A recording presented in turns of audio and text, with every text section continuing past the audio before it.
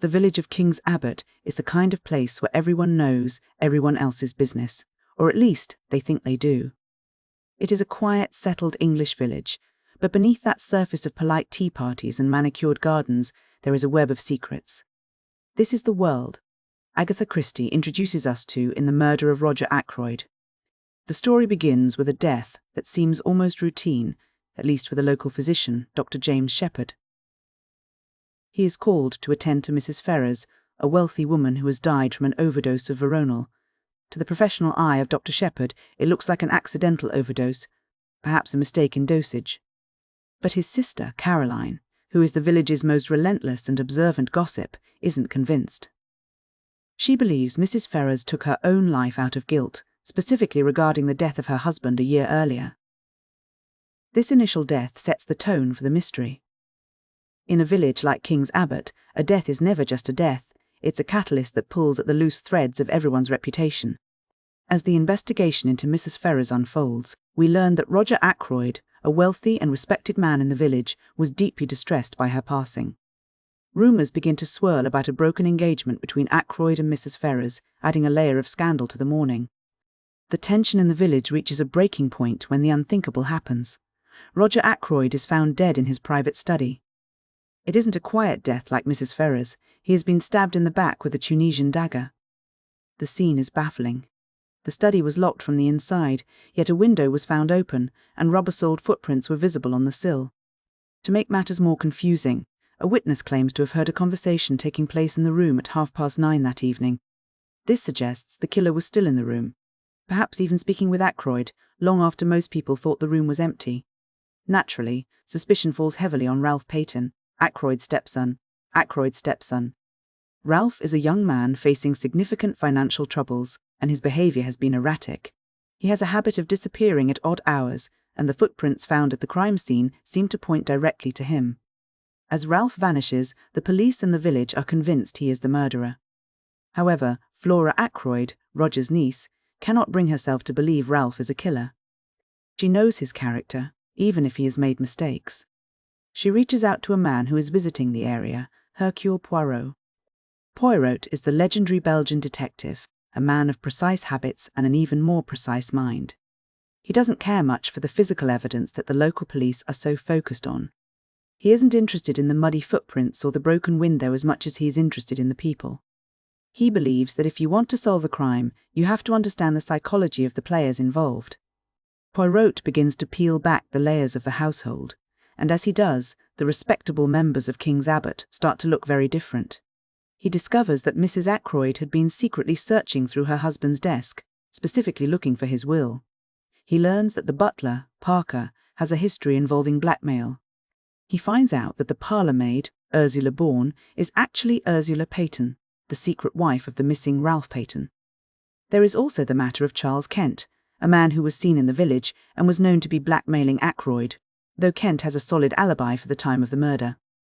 As Poirot works, he isn't just looking for a killer, he is dismantling a series of illusions. He realizes that the entire timeline of the evening is a construction. The most crucial piece of evidence, the conversation heard at 9:30 p.m., is the key to everything. Through a series of clever psychological maneuvers and a staged reenactment, Poirot reveals the truth. The conversation wasn't a person speaking to Ackroyd. It was a dictaphone. Someone had recorded a conversation and played it back to create the illusion that Ackroyd was still alive and talking at a time when he was already dead. This revelation shatters the established timeline. If Ackroyd was killed much earlier than anyone thought, the window of opportunity shifts, and the list of suspects changes entirely. The footprints, the open window, the conversation. It was all a carefully choreographed performance designed to point the finger at Ralph Peyton and provide a false alibi for the real killer. Poirot gathers the suspects for the final confrontation. He walks them through the mechanics of the crime, showing how the killer used the dictaphone to manipulate the perception of time. He explains how the footprints were a simple frame-up using Ralph's spare boots, and then, with the calm precision that is his trademark, Poirot turns his attention to the man who has been guiding us through the entire story. He reveals that the murderer is Dr. James Shepherd. The shock of this revelation is profound because, up until this moment, the reader has seen the world through Shepherd's eyes. He has been our narrator, our guide, the seemingly objective observer who provides us with the facts. We trusted him because he was the doctor, the man of science, the man who was merely reporting the events. But Shepherd wasn't just reporting, he was orchestrating. Shepherd had been blackmailing Mrs. Ferrars. He had used his position as a physician to exploit her secrets, and when she died, he feared the truth would come out. When Roger Ackroyd began to uncover the truth about the blackmail, Shepherd realized he had to eliminate him to protect himself. He used his intimate knowledge of the household, his access to the victims, and his role as the man telling the story to hide in plain sight.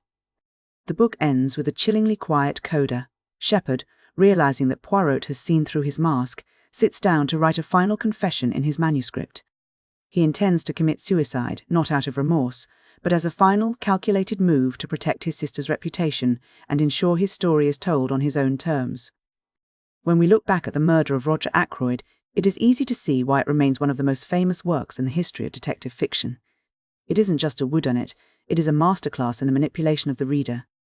Agatha Christie uses the most powerful tool in a writer's arsenal, the unreliable narrator. By making the narrator the killer, she breaks the unspoken contract between the author and the reader. We assume the person telling us the story is an honest witness, but Christie turns that assumption into a trap.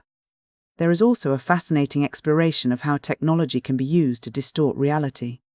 In an era when the dictaphone was a relatively new and somewhat mysterious piece of technology, Christie used it to show how easily our senses can be deceived. The crime wasn't just about a knife in the dark, it was a crime of timing, a crime of sound, and a crime of perception.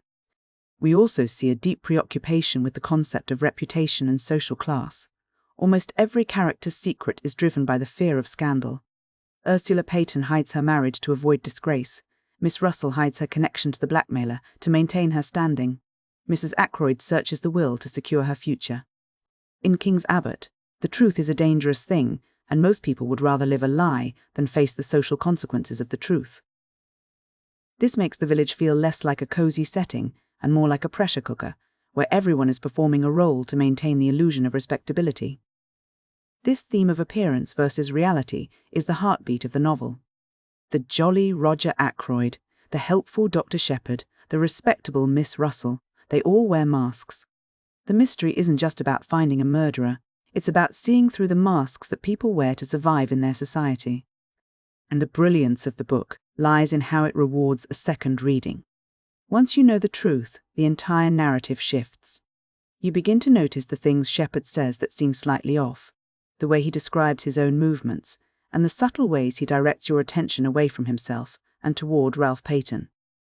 He isn't just telling us what happened, he is telling us what he wants us to believe happened. He uses his objectivity as a shield. In many ways, the Murder of Roger Ackroyd is a perfect machine. Every piece of information is placed with intent. The Tunisian dagger, the dictaphone, the footprints, they aren't just random details, they are the gears and levers that Poirot must manipulate to uncover the truth. And the revelation that the narrator himself is the predator is a moment that changed the landscape of mystery writing forever. It challenged the very idea of the detective story, by proving that the person we trust most to tell us the truth might be the one person we should fear most. It is a cold, calculated, and deeply clever book. It reminds us that the most dangerous person in the room isn't the one making the most noise or acting the most suspiciously. It is the person who is standing right next to you, quietly observing and making sure you see exactly what they want you to see.